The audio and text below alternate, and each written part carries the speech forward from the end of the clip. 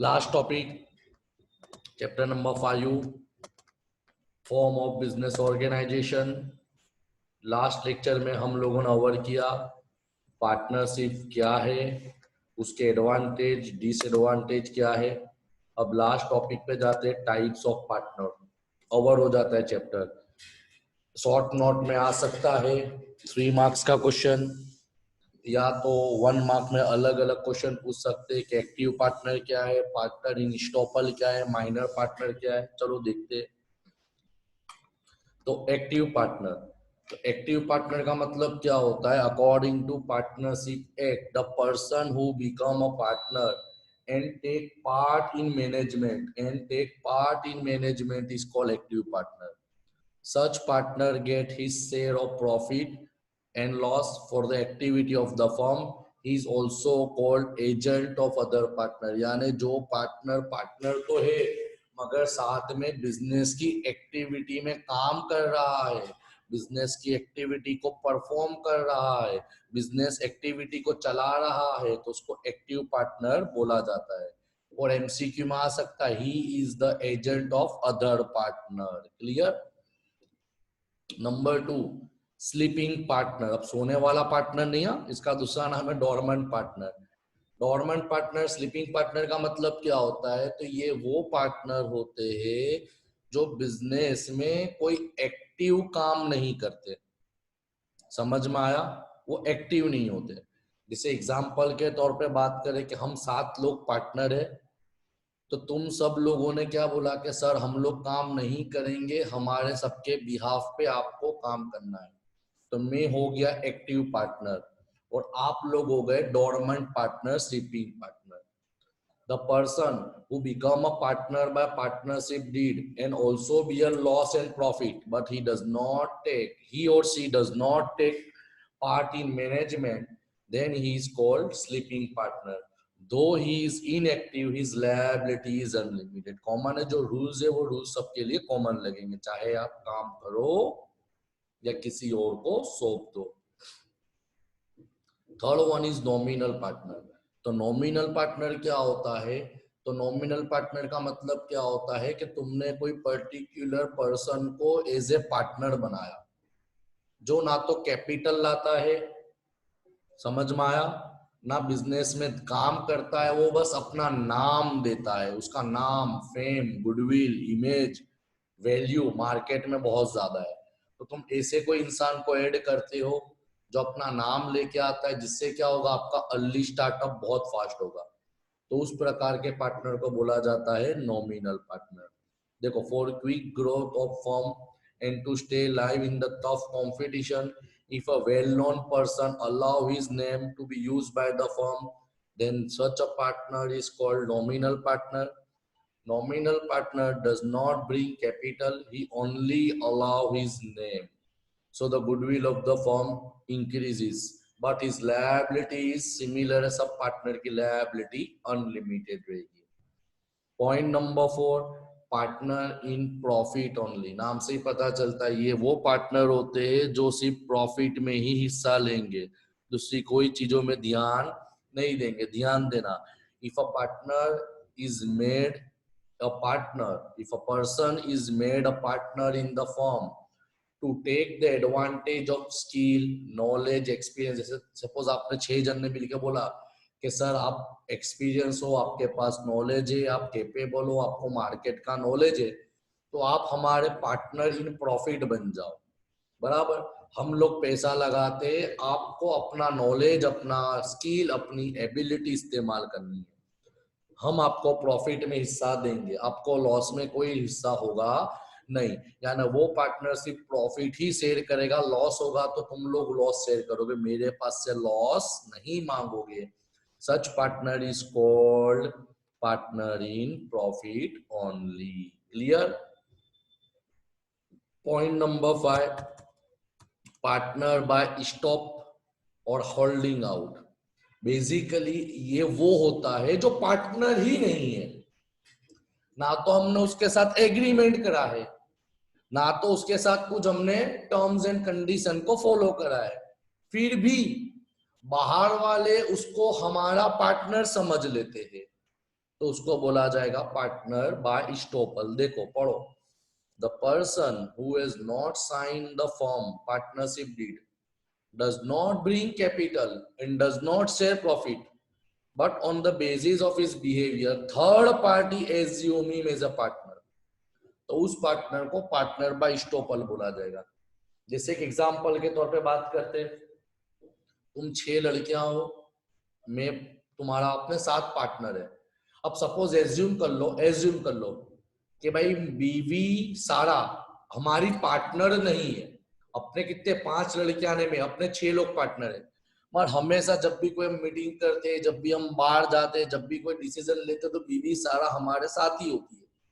तो बाहर वालों को क्या लगता है कि बीवी सारा भी एक पार्टनर ही है, जो कि वो एक्चुअल में पार्टनर नहीं है।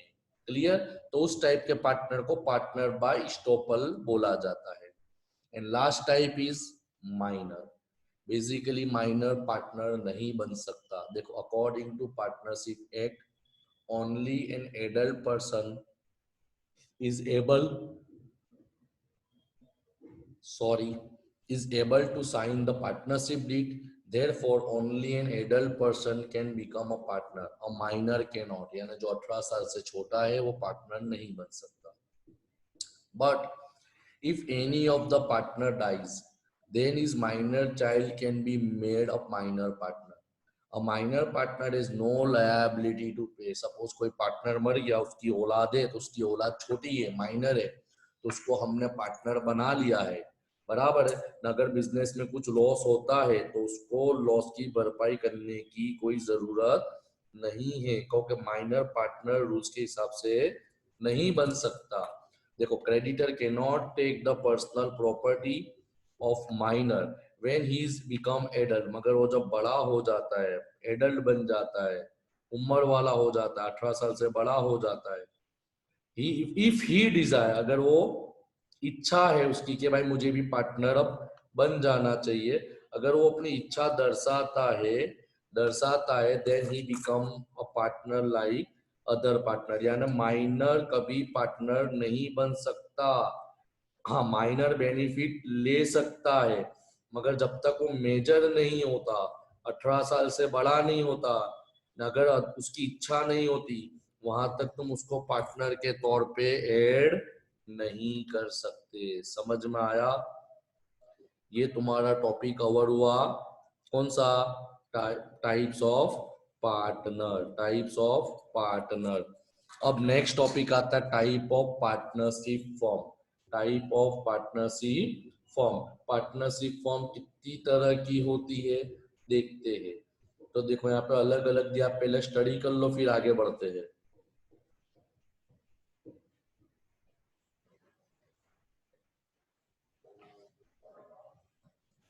तो number 1, according to time limit, time के अनुसार। तो इसमें पहला आता है पार्टनरशिप एट व्हील। व्हील का मतलब इच्छा के अनुसार।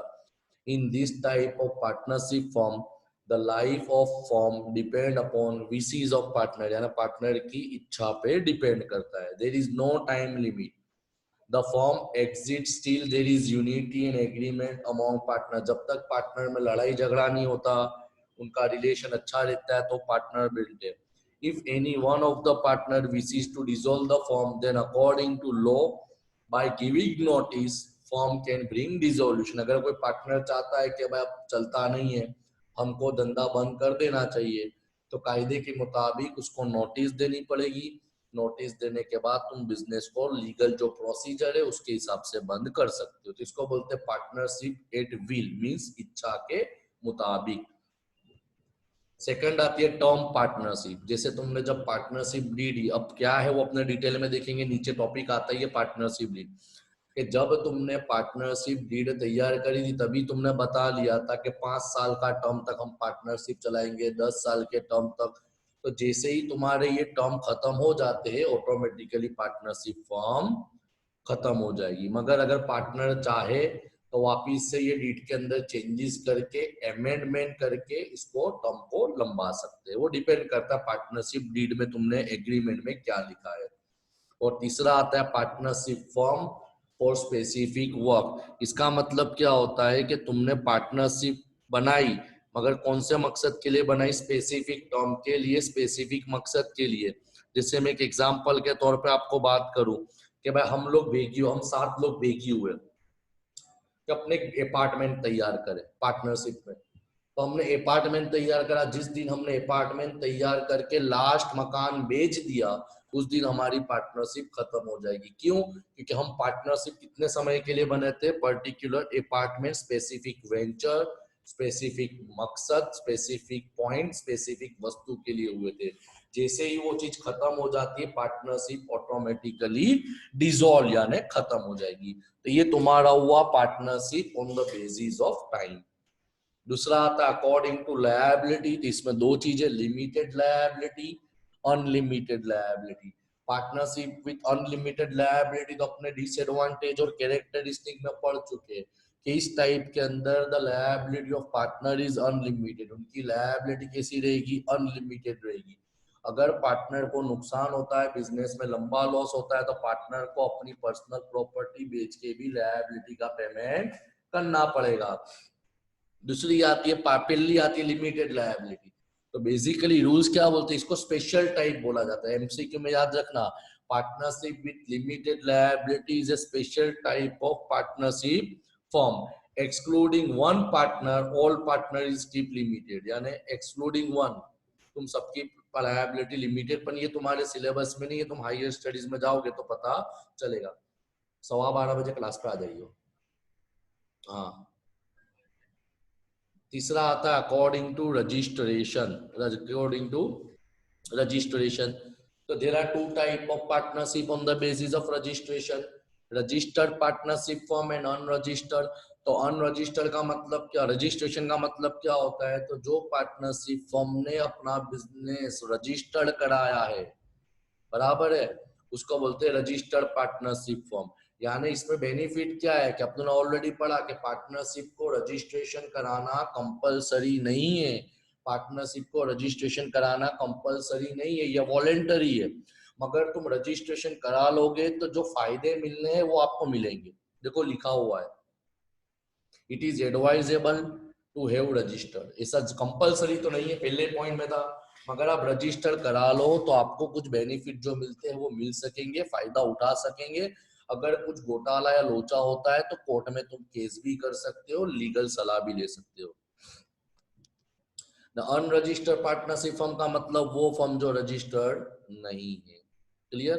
अब रजिस्ट्रेशन कैसे कराना है वो नवा टॉपिक आता है, registration of partnership firm. Registration of partnership form can be done according to Partnership Act 1932. Registration is not compulsory, but there are certain disadvantage if registration is not done. मैंने ऊपर बता दिया कि भाई disadvantage क्या है कि भाई अमुक फायदा जो गवर्नमेंट बेसिक रूल्स के हिसाब से मिलते हैं, आप रजिस्टर नहीं कराओगे तो वो बेनिफिट नहीं ले पाओगे। Therefore, registration of form is advisable. अब रजिस्ट्रेशन के लिए क्या करना पड़ेगा? तो ध्यान दो, the state in which form is situated. जैसे सपोज अपने गुजरात के अंदर बड़ोड़ा में बिजनेस करते, तो अपना स्टेट कौन सा हुआ? Gujarat. There is registration of firm which is an appointed officer by the state government. तो पार्टनरशिप रजिस्ट्रेशन कराने के लिए गवर्नमेंट ने एक ऑफिस बनाई है, वहां पे सब अपनों को necessary document, necessary information, necessary datas लेके जाने, फॉर्म फिलअप करना है। और जो रजिस्ट्रेशन की नॉमिनल फी होती है, यानी जो जैसे लाइसेंस की फी होती है, सब बिजनेस को भी रजिस्ट्रेशन कराने की नॉमिनल फी होती है, वो नॉमिनल फी पे करके रजिस्ट्रेशन करा दो। अब तुम जब रजिस्टर कराने जाओगे तो रजिस्ट्रेशन ऑफिस में क्या क्या आएगा?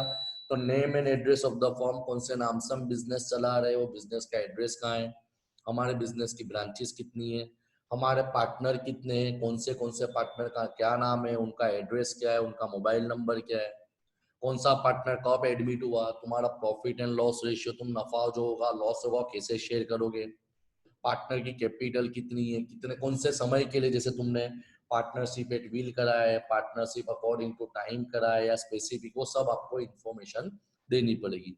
जैसे ये फॉर्म भर के आपने रजिस्ट्रेशन फी भर दी, आपको रजिस्ट्रेशन ऑफ पार्टनरशिप का रजिस्टर्ड सर्टिफिकेट मिल जाएगा। क्लियर? अब देखो देखते कि एडवांटेज क्या, अगर आप रजिस्टर्ड कराते हो तो आपको फायदे क्या मिलेंगे। For recovery of form due, जैसे मेरे सपोज हमारे सपोज एग्जांपल के तौर पे ए लिमिटेड पास से 2000 रुपए निकलते, और वो पैसे देने के लिए नाटक कर रहा है तो हम उस पर केस करके ले सकते हैं।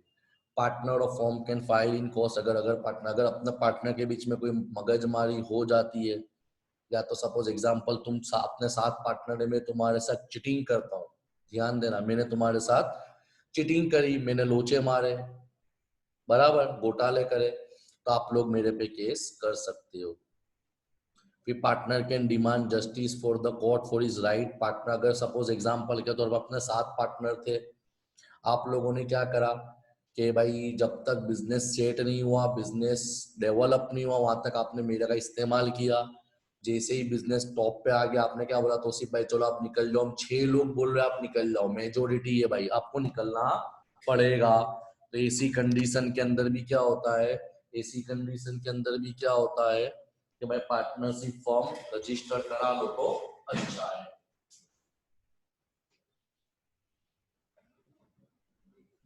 क्लियर? ऐसी कंडीशन में क्या होता है, रजिस्ट्रेशन करा लो तो अच्छा है। इसी तरह अगर कोई पार्टनर रिटायर हो रहा है तो कॉमन है, जब वो रिटायर होगा तो वो अपना हिस्सा तो मांगेगा ना, तो अगर पार्टनर नाटक करते तो वो भी कोर्ट में जाके कर सकता है ना। इन शॉर्ट, पार्टनरशिप को रजिस्ट्रेशन कराने के बहुत फायदे होते हैं। और अपना शुरुआत से पढ़ा partnership deed, partnership deed, partnership deed, अब सीख लो क्या है। तो मैंने ऑलरेडी बता दिया आपको पहले से ही कि भाई पार्टनरशिप डीड क्या है, कि जब पार्टनर एग्रीमेंट करते हैं तो वो लिखाण करते हैं, terms and agreement of partnership form, कि हम कैसे धंधा करना है, क्या करना है, कैसे करना है, तो सब लिखाण आता है।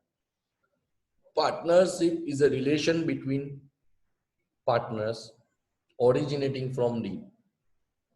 These deed can be written from or oral, मगर जनरली रिटर्न प्रीफरेबल। इसमें क्या होता है, देखो फॉर्म का नाम, पार्टनर का नाम, कौन से प्रकार का बिजनेस है, कब चालू करा है, detail of partner, detail of borrowing, partner कितना उठा सकता है, अगर पार्टनर लोन देगा तो कितना आएगा, प्रॉफिट एंड लॉस कितना डिस्ट्रीब्यूट होगा, कौन सा काम कौन से पार्टनर को देना है, अगर कोई पार्टनर काम करता है तो उसको सैलरी कमीशन कितना देना है, बुक्स ऑफ अकाउंट कैसे रखे जाएंगे, अकाउंट ओपन करने का पावर क्या, साइन किसका करने का अधिकार है, फिर उसके बाद साइनिंग अथॉरिटी किसके पास है, कौन सा, अगर तुम कोई नए पार्टनर को एडमिट करना चाहते हो तो कर सकते हो, कौन से टर्म्स पे करोगे, अगर कोई पार्टनर रिटायर होता है तो उसको कैसे रिटायर करना है, पार्टनर के राइट्स क्या है, ड्यूटीज क्या है, अगर कोई छोटा बच्चा एडमिट पार्टनर के तौर पे, जैसे कोई पार्टनर का बच्चा, पार्टनर मर गया तो उसके बच्चा, छोटा बच्चा माइनर है तो उसको तुम एडमिट करोगे तो कैसा करोगे, अगर धंधा बंद करना है ना, कोई झगड़े होते तो डिस्प्यूट कैसे सॉल्व करना है, तो ये सब चीज पार्टनरशिप डीड में आती है। इन शॉर्ट तुम धंधा जो करोगे उसका लिखा, और ये तुम्हारा मोस्ट आईएमपी क्वेश्चन है, मोस्ट आईएमपी क्वेश्चन है, difference between sole proprietorship and partnership form, ये आप लोगों को पढ़ लेना है। क्लियर? मोस्ट आईएमपी, क्योंकि अपने जो पढ़ा वही सब कुछ डिपेंड है। यहाँ पे अपना चैप्टर नंबर 5 कंप्लीटली कवर होता है। क्लियर? समझ में आया? पढ़ते रहो, थियरी कवर करते, जब तक नहीं मिलती ऑनलाइन की ऑफलाइन की परमिशन तो अपने थियरी कॉन्सेप्ट कंटिन्यू करते जाएंगे, ताकि आपका भी काम इजी हो जाए ना, आपका स्टडी भी ना बिगड़े।